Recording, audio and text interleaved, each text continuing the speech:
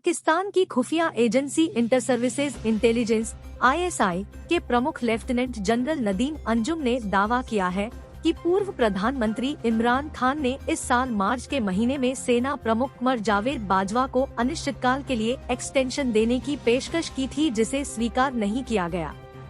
एक press conference को संबोधित करते हुए सेना के प्रवक्ता लेफ्टिनेंट जनरल बाबर इफ्तिखार और DGISI ने साइफर के मुद्दे उस पर तहरीक-ए-इंसाफ की तरफ से भ्रामक राजनीतिक बयान देने और अरशद शरीफ की मौत से जुड़ी घटनाओं पर विस्तार से बात की है।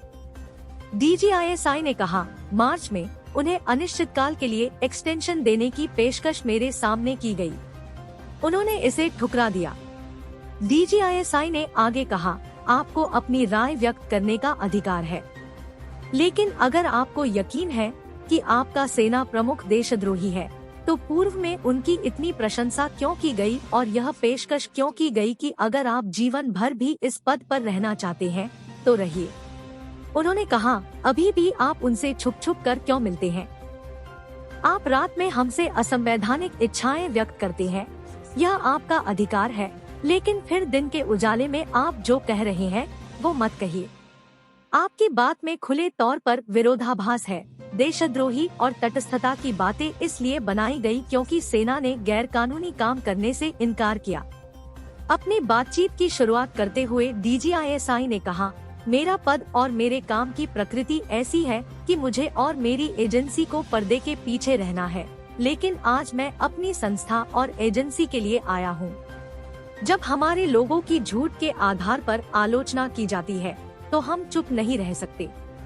जब झूठ इतनी आसानी से बोल दिया जाए कि देश में दंगे होने का खतरा है, तो कोई ज्यादा देर तक चुप नहीं रह सकता। दबाव डाला गया, लेकिन हम बुनियादी फैसले पर टिके रहे।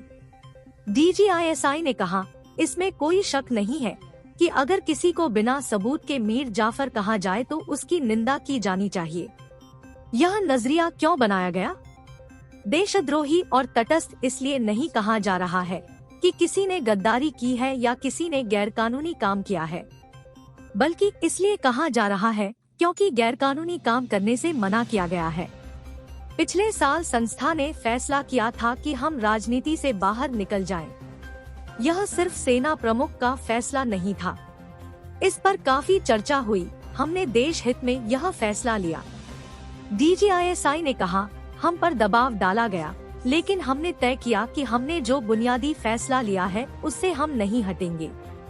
जनरल बाजवा साहब चाहते तो अपने अंतिम दिन बहुत आराम से बिता सकते थे, लेकिन उन्होंने देश के हित में, संस्था के हित में फैसला किया। उन पर और उनके बच्चों पर भद्दी टिप्पणी की गई। उन्होंने कहा कि वह चाहते थे कि जब वो जाएं तो एक ऐसी संस्था छोड़कर जाएं जिसकी एक संवैधानिक भूमिका हो।